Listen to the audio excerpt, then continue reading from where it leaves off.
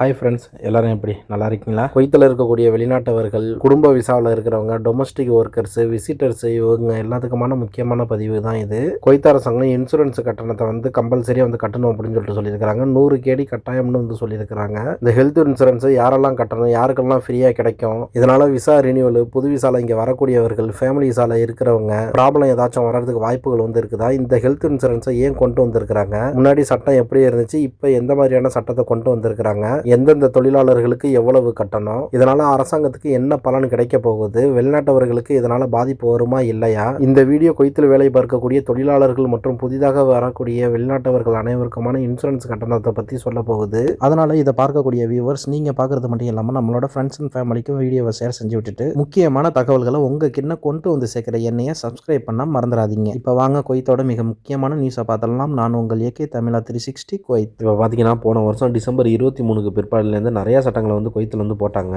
அதில் ஒன்று தான் இந்த நியூ ஹெல்த் இன்சூரன்ஸ் சட்டம். இதில் என்ன சொல்லியிருக்காங்கன்னா, இந்த டிசம்பர் 23க்கு அப்புறம் புதிய விசாவோட renewal, family visa, dependent visa, இது எல்லாத்துக்குமே இந்த சட்டம் கட்டாயமாக்கப்படும் சொல்லியிருந்தாங்க. குறிப்பாக சொல்லணும்னா கடந்த 25 வருடங்களாக ஹெல்த் இன்சூரன்ஸில் எந்த ஒரு மாற்றங்களையும் கொண்டு வரல. முன்னாடிலாம் பார்த்தீங்கன்னா ஒவ்வொரு கேட்டகரியில் இருக்கிறவங்களுக்கும் தனித்தனியாக கட்டணம் இருந்துச்சு. உதாரணத்துக்கு 40லேருந்து 50 கேடி வேலை பார்க்கக்கூடிய தொழிலாளர்களுக்கும் குழந்தைகளுக்கு 30 கேடியும் வருஷத்துக்கு கட்டணம் இருந்ததா சொல்லப்படுது. ஆனால் இப்போ இந்த புதிய சட்டத்தின்படி எல்லா வெளிநாட்டவர்களுக்கும் ஒரே ஃபீஸ் தான். ஆல்மோஸ்ட் சொல்லணும்னா எல்லா வெளிநாட்டவர்களுக்கும் 100 கேடி கம்பல்சரி கட்டணும் அப்படின்னு சொல்லியிருக்காங்க. இந்த ஹெல்த் இன்சூரன்ஸ் ஏன் கட்டாயமாக்கப்பட்டது, குவைத் அரசோட கோல்ஸ் தான் என்ன அப்படின்னு பார்த்தீங்கன்னா, டிரான்ஸ்பரன்சிக்காகவும், பெட்டர் ஹெல்த் கேருக்காகவும், மேனேஜ்மெண்ட்டுக்காகவும், சென்ட்ரலைஸ்டு சிஸ்டம் கொண்டு வரதுக்காகவும் தான் இதை கொண்டு வந்திருக்கிறாங்க.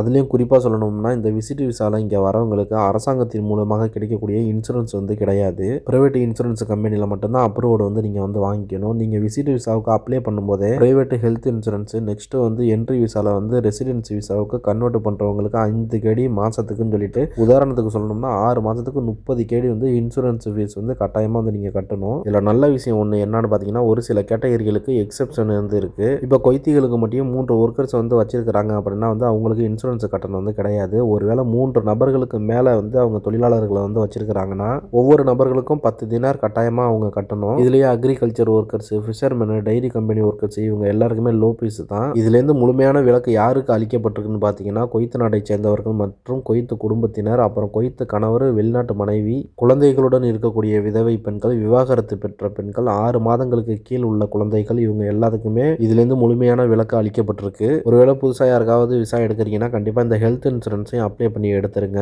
அப்படி இல்லைன்னா விசா எடுக்கிறதுல சிரமம் ஏற்படும். விசாவில் வேலிடிட்டி இருக்கிற வரைக்கும் தான் இந்த இன்சூரன்ஸுக்கு வேலிடிட்டி இருக்கும். பாஸ்போர்ட்டோட வேலிடிட்டியை கன்சிடர் பண்ண மாட்டாங்க. இந்த ஹெல்த் இன்சூரன்ஸுக்கு ஸ்பான்சர் தான் பேமெண்ட் ரெஸ்பான்சிபிலிட்டி. சுகாதார சேவையை மேம்படுத்துவதற்காகவும், அவசர சிகிச்சையை உறுதி செய்வதற்காகவும், அரசு மருத்துவமனைகளில் கூட்ட நெரிசல் ஏற்படுவதை குறைப்பதற்காகவும், சேவையின் தரத்தை உயர்த்துவதற்காகவும் இந்த ஹெல்த் இன்சூரன்ஸ் கட்டாயமாக்கப்பட்டிருக்குன்னு சொல்லியிருக்கிறாங்க. இதனால முதலீட்டாளர்கள் மற்றும் வெளிநாட்டவர்களின் நம்பிக்கை, பாதுகாப்பான சூழல், நிம்மதியான வாழ்வு கிடைக்கும். அதனால இங்க குவைத்துக்கு வரப்போறவங்க அவங்களுக்கான இன்சூரன்ஸ் பேமெண்ட் டைம்ல கரெக்டா கட்டியிருக்கிறாங்களா, visa plus insurance validity check பண்ணிக்கங்க. ஒருவேளை உங்களோட இன்சூரன்ஸ் கட்டுறதுல டிலே ஆகிற பட்சத்தில் உங்களோட விசா ரிஜெக்ட் ஆகிறதுக்கு கூட வாய்ப்புகள் அதிகம் இருக்கு. ஸோ இங்கே வரதுக்கு முன்னாடி கரெக்டாக எல்லாத்தையும் ப்ராப்பராக செக் பண்ணிக்கங்க.